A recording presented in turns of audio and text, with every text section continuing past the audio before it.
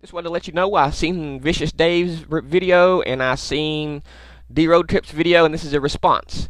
I have to use their videos in mine so I can get across to my audience what I'm responding to. If Vicious Dave or D Road Trip have a problem with me using their videos inside of this video, please, they can send me a PM to YouTube or they can email me at emeek77@gmail.com. I may not get it the first day they send it, but I will eventually get it, and if they want me to remove it, I will gladly remove it. Okay, so all you have to do is send me a message, and I'll eventually get it, and I'll remove it if that's what you want. But I don't think they're going to have an issue because I'm not going to be on here cussing and swarping. I mean, I'll disagree with them, and I'll do the best I can. I tend to get rude and smartass sometimes, but I'm just not going to out blatantly cuss, so I don't think they're going to mind too much. Because, you know, I'm sure they've used me in their video responses, just not here recently. So let's get started on this. The reason I have a problem with Vicious Dave, I want to say this up front, is I unsubbed to him already. This is the last video response I'll get. It is to the last... It's the last straw about this riding the fence back and forth shit. I've now convinced myself that he's just doing this to get attention. He's doing this to get video responses from people like me so he can get more subs and attention. I believe that's the only reason he's doing it, because I don't see how anyone's mind can be so unstable that they flip-flop like this so much back and forth that they don't know or can't decide what they want or what they like. I don't know if his intelligence is lower than the average bear or if he just really don't get it. Because this flip-flopping is not something a normal average intelligence person does, or of average intelligence does. This flip-flopping back and forth. They take a position and they at least stick with it. Okay? I mean, literally, this video come out August 11th, and literally on August 10th, he had a video talking about the Mac Pro, talking about how finally he was praising the Mac Pro, talking about how nice it was. He did say if you're a normal consumer, you don't need it or it's expensive, but he was talking about how powerful and how good the Mac Pros were. You can go through his videos, the last video he posted before his most recent one. You can watch it. So I'm not going to go over this whole video because it's 9 minutes, but there's a few things in here that I want to mention. Okay? So let's go ahead and play this. But of course they are with Xeon processors, which cost a little bit more. I know that. They do cost a little bit more for the Xeon processors versus Core i7 and Core i5 and the Core i3, you know. But I personally, I still think the Mac Pros are the most overpriced computers. See, that is exactly the opposite of what he said yesterday. Now, if he wants to think they're overpriced, that's fine. That's more power to him.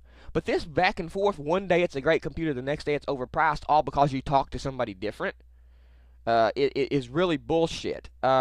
Rolls Royces are very expensive too, okay?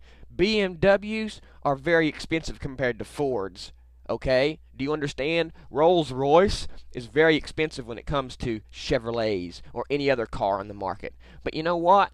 Even though they both carry you from A to B the same way, one car costs $100,000 and one car costs $20,000, okay? The Mac Pro is the Rolls-Royce of workstations. It's not the most powerful, just like the Rolls-Royce isn't the most powerful, okay? It's maybe not the most versatile. I believe it is, but some people want to argue that I can upgrade my PC with water cooling and this, and I can't do that with a Mac Pro. So the Mac Pro is upgradable, but it's not completely upgradable, okay? And I'm sure you can buy more aftermarket speed parts for a Ford Mustang than you can a Rolls-Royce, okay? Do you get it? And some people will say, fuck a Rolls-Royce. I don't want a Rolls-Royce. I can't put any speed parts on them. I can't work on them myself. It's $100,000. I'm just going to get me this $20,000 Ford that I can work on by myself. Go to Advanced Auto Parts and buy parts for and install myself. And it just cost me 20 grand. And I'm getting from A to B just as fast as the guy in the Rolls-Royce is getting from A to B. Okay? But see, what you don't understand is that $20,000 Ford... on the entire market history of... I'm sorry. What you don't understand is that $20,000 Ford is not the same experience as that $100,000 Rolls-Royce. You know, with that $100,000 Rolls-Royce, you might not have any wind noise. You might not have any road noise. You might have better service, which you do. You might have a better built car. something that somebody took more time and put into. There is a difference, and to just outright say that the Mac Pro is too expensive really clues me in to your cluelessness. Computers, for what it offers, it's way overpriced. Of course it's overpriced. It's the Rolls-Royce of workstations.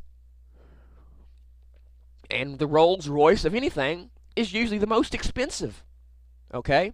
I'm sure you can get 12-core PCs out there for less than what you can get the Mac Pro. I don't know if you can get a 12-core PC from an OEM already built for you. It might have to be some kind of custom build that they put together for you and send, or you build yourself. I'm not sure if you can call up Dell and get a 12-core PC. You might be able to. You may be able to. You probably can. I don't know. I'm not into that kind of thing. So I don't know what a 12-core PC with all the bells and whistles that a Mac Pro 12-core has costs. I don't know. Maybe you all can fill me in. Maybe you can get a 12-core maybe you can get a 12-core PC for $3,000. You know, maybe you can, with all the bells and whistles that the Mac Pro has. Okay? But it's not that Rolls-Royce. And you know, some people might not be willing to pay for that. Other people might be thinking the people that are willing to pay for that are stupid. Okay? But there are people willing to pay for that, and there are good reasons why people are willing to pay for that.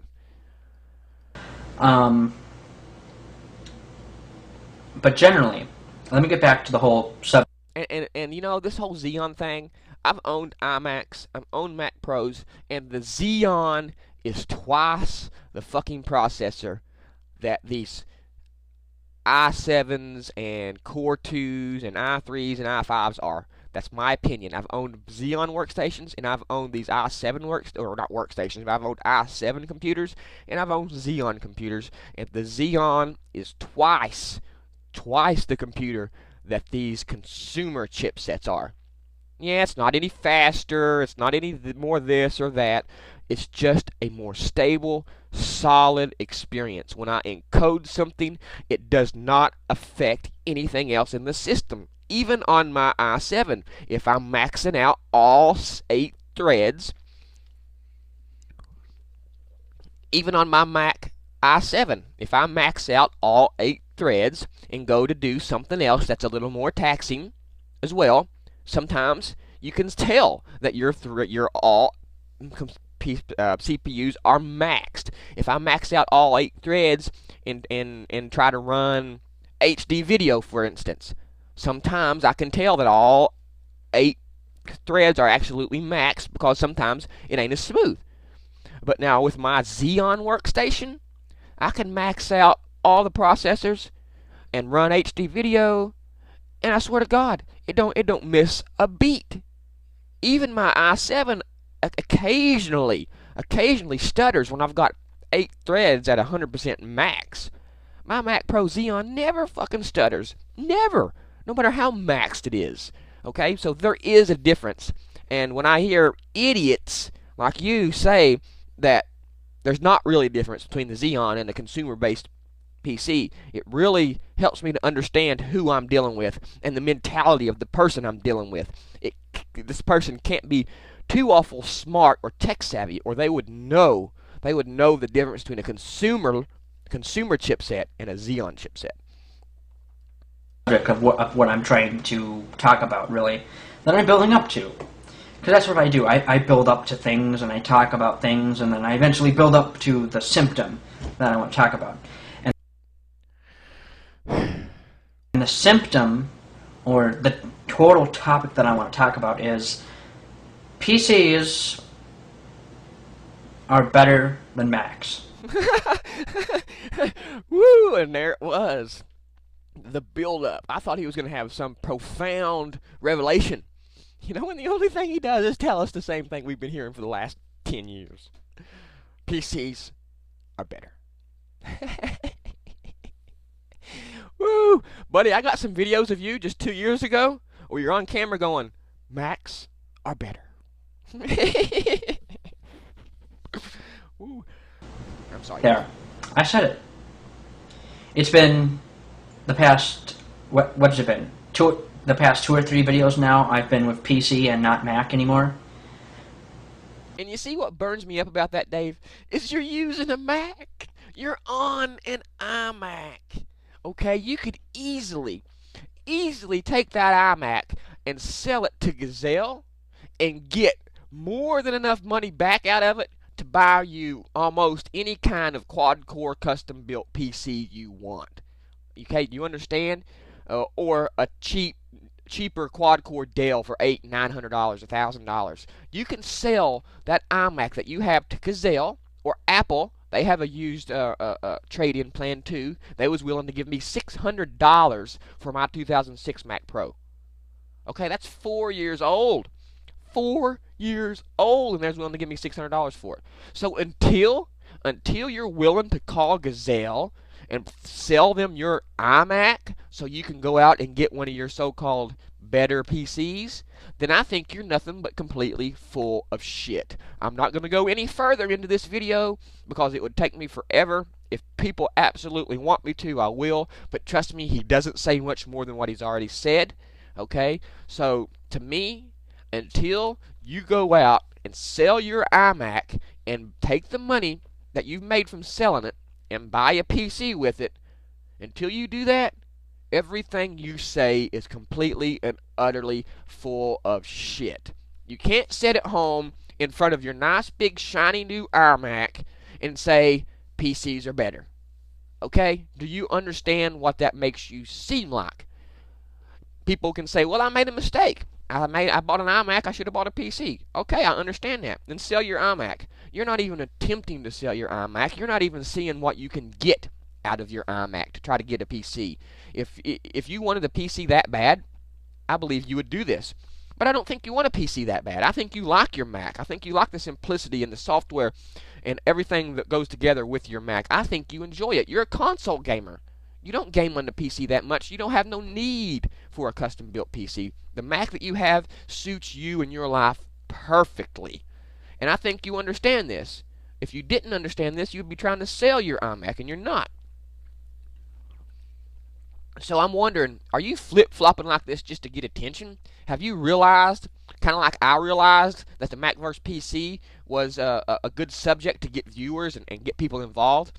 Have you realized that maybe you flipping positions from day to day causes people to post video responses, it causes people to get upset, it causes people to respond, and I think this is your whole deal.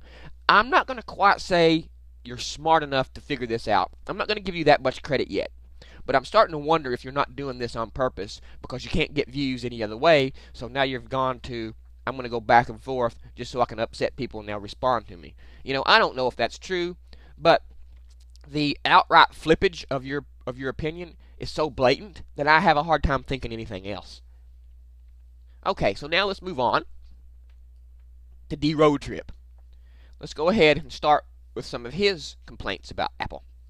Personal friends here on YouTube, and who can forget our favorite little guy, Vicious Dave. Sorry. Oh, surprise, surprise! Vicious Dave. He says something about Vicious Dave because Vicious Dave is all of a sudden some PC guy, I guess, or is talking good about the PC. So Vicious Dave was noticed by D Road Trip. Sorry, Vicious. This is not a knock on you at all. This is actually an appreciation video. No music, no special effects. Okay, just straight talk. I don't see very many videos from most of my friends tech related anymore. I don't make as many videos as I used to because I just don't have the time. I see a couple of occasional lives, and honestly, guys, there's not a lot coming out anymore. Not as much as we maybe seen in the past. Not a lot coming out anymore? Are you serious? How can you even remotely begin to say that when back in 2006, all we had was a 20-inch iMac with Core 2 Duos in it?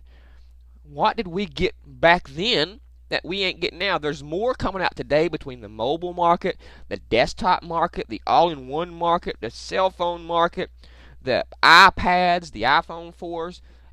Nothing new coming out. There was nothing new in 2006. You're just under the illusion that when you first got into this tech thing, things were going on. And now that you've been in for a while and you understand how it works, it seems to be settling down, and that's just not the case. It just seems that way to you because you're not a noob anymore. trust me, things are still kicking along just as fast as they did, if not faster than they did in 2006 and 7. I'm sure, you know, Apple iPhone is bringing out updates, but the damn thing looks the same. Now, see, I have a problem with that. The damn thing looks the same. Well, let's go to Google Images and look up the Motorola Droid. Okay, let's look up the Droid. Motorola Droid. There we go. Okay, let's look up a newer one. The Droid X. Looks pretty good. I mean, it don't look good, but it looks like your typical Droid.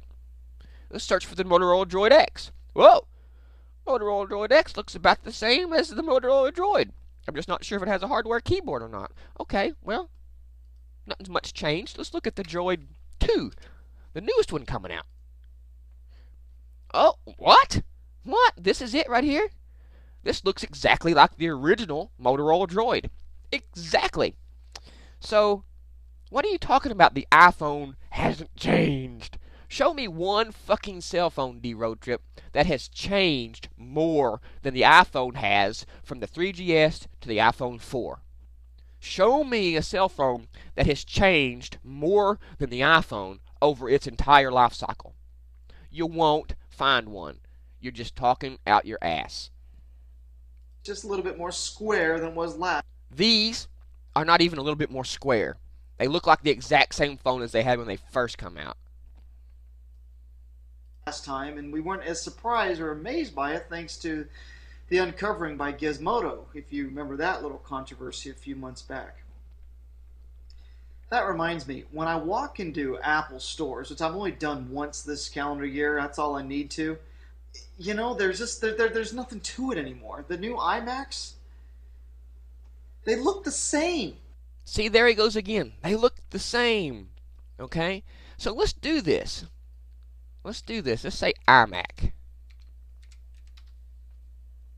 Okay, here's a bunch of iMacs. Here's one from way back in 2006. Okay, and here's one of the newer ones. I can see what he's saying. They look about the same as they did. Okay? Now, and but he goes on to say, let me go on and finish this. They look almost exact damn same as when the aluminum iMacs first hit the scene in the second half of 2007, 2007. That's just 3 years ago. You're complaining about an all-in-one iMac looking the same as it did 3 years ago? Do you understand the manufacturing process that goes into making these iMacs and how they have to change when the looks of an iMac changes? Do you understand that the model of a car, the looks of a car don't change but once every 5 years, every 4 years? Why should Apple change the look of their all-in-one every year? Every 3 years, as far as a look in design is concerned, is more than enough time in between redesigns. You can't expect them to redesign the cosmetics of the machine every year. I mean, they just did this in 2007. They come out with the aluminum ones. Okay, and now, here just last year, they come out with the 27-inch iMac. So, to say they haven't changed is ridiculous. What you're saying is they haven't changed cosmetically in 3 years. And that is just a piddly, frivolous thing to say. I ran out and bought. And it's a little bit skinnier in the... So, anyway, going back to it not changing. Let's look up Dell. Now, let's look at their Inspirons from 3 years ago, and let's look at their laptop Inspirons today. Let's look at any Dell desktop from 3 years ago, and let's look at Dell laptop desktops from today. You see this? You see this? You see this? I can go on Dell's website and buy these machines that look exactly the same as they did 3 years ago. So what are you talking about they don't change? This is how misperceived this whole situation is. And this is how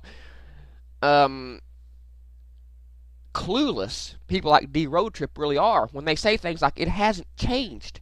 Obviously, they're not looking around at the industry. Because I don't know what he expects. I don't know what he expects. The Droid hasn't changed. Dell desktop PCs haven't really changed. So, I I don't see what he's talking about.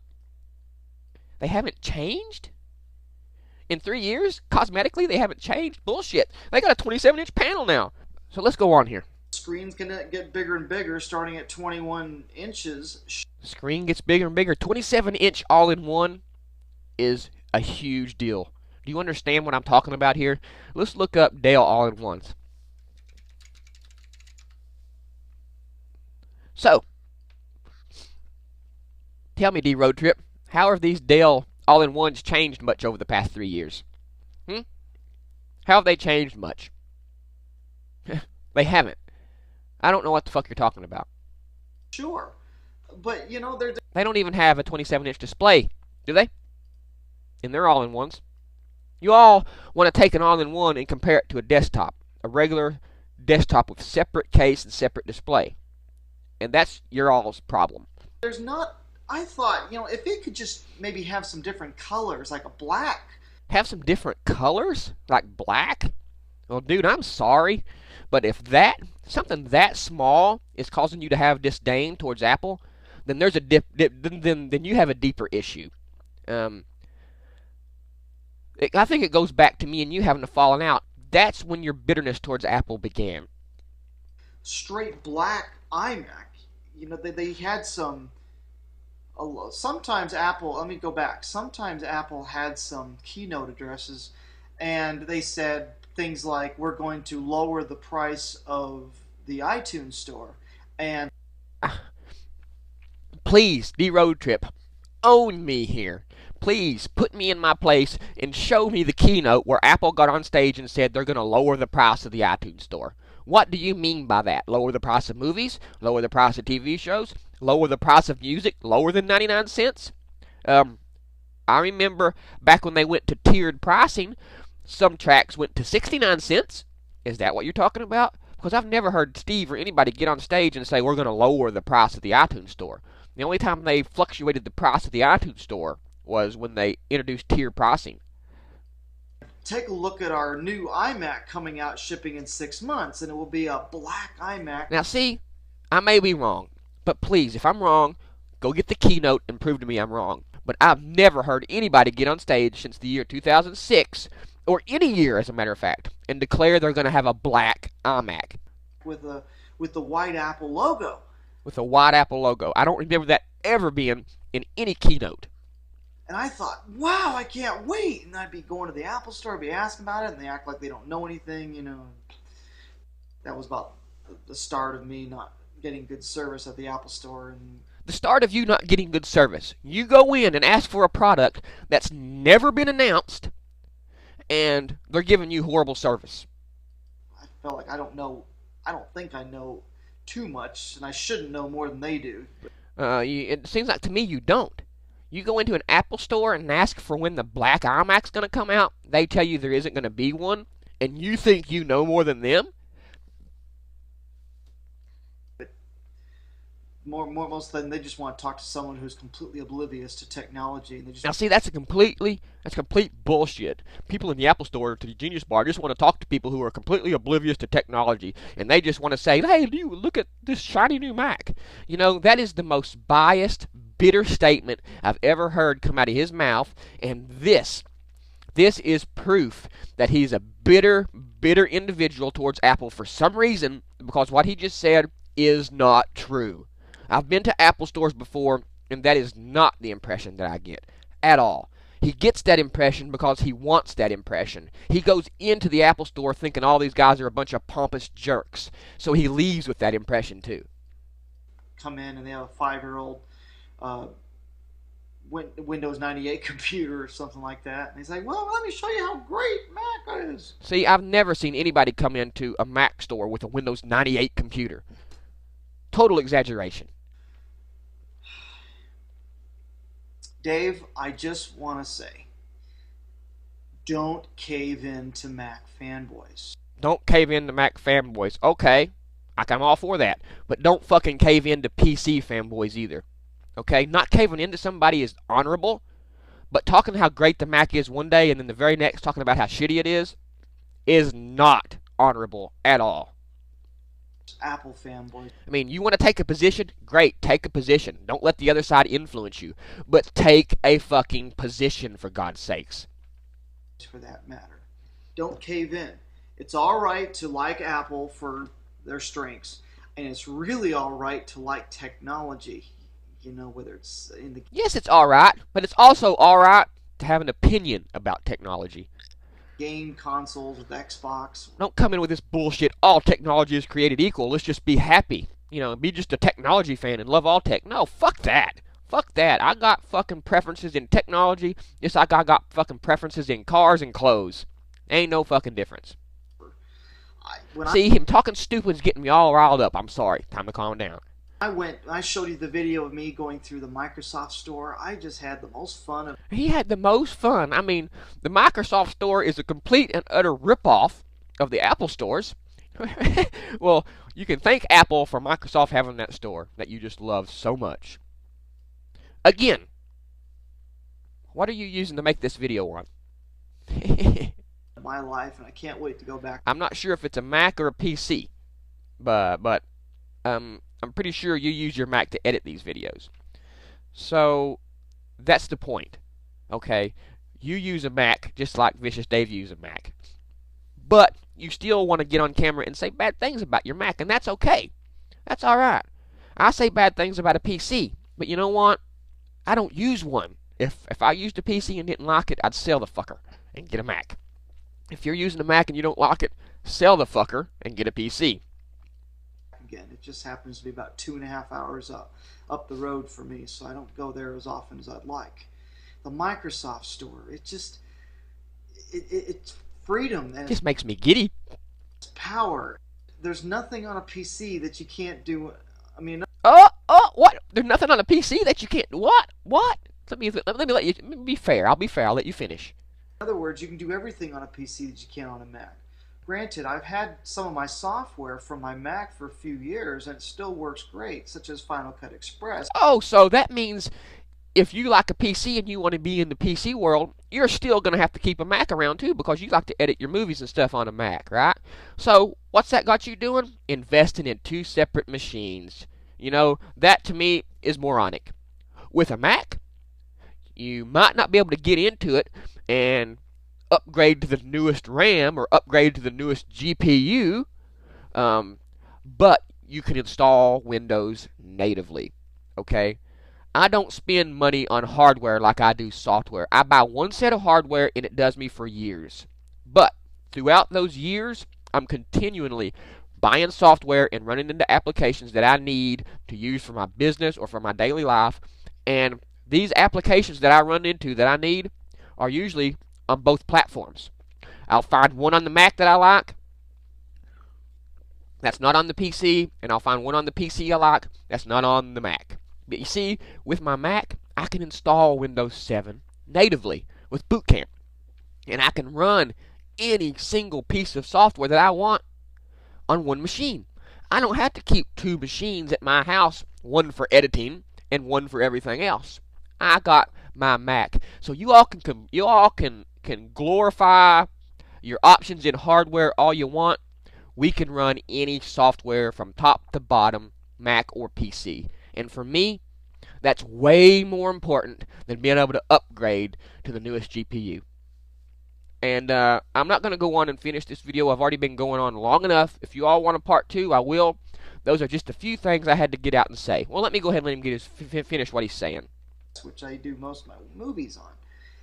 If I was buying all my computer technology brand new today, I could, Vicious Dave is right. I could get a really smoking, even an OEM PC desktop running Windows 7, 8 gigabytes of memory, and I could go buy a similar software to Final Cut Express for. You don't see. That's what I'm saying. You don't get it. Just a few years ago, you got it. You understood. You was making arguments about, yeah, you can get PCs with the same specs that are cheaper, but they're not a Rolls Royce. They're not a Mac. Do you understand? You got things like virus protection, spyware you got to pay for and deal with. You got to deal with crashes, these malicious attacks. You got to deal with Windows.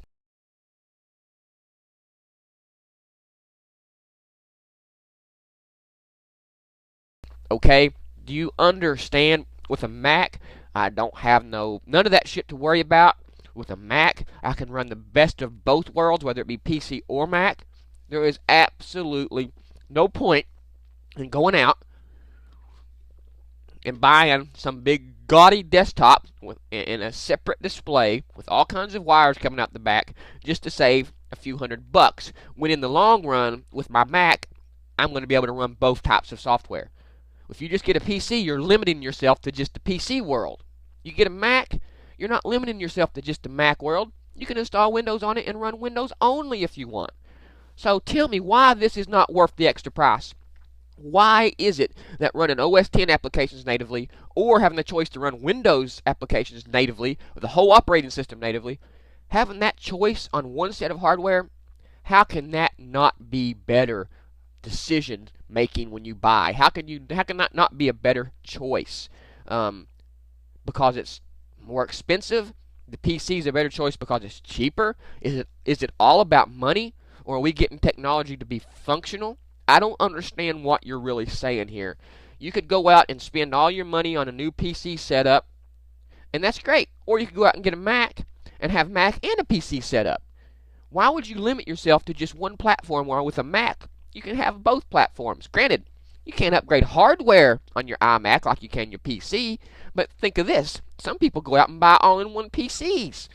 All-in-one PCs. How dumb can you be? You can't upgrade all-in-ones, right? But at least with a Mac, I can run Mac and Windows software. With an all-in-one PC, I'm getting the same exact thing that a Mac user's getting, only I'm locked into the Windows world. What I need to do. What about that don't you guys get? I can't explain it to you anymore. I can't make you understand anymore. All I'm arguing with anymore are a bunch of hypocrites. People who use Macs and sit in front of them and bash Apple. PC cheerleaders. Okay? That's the only people I'm arguing with anymore. And I'm tired of that bullshit. This is the same old shit, the same old frivolous bullshit that I've heard for years. Meaningless. And that's all I got to say. OS X, brothers.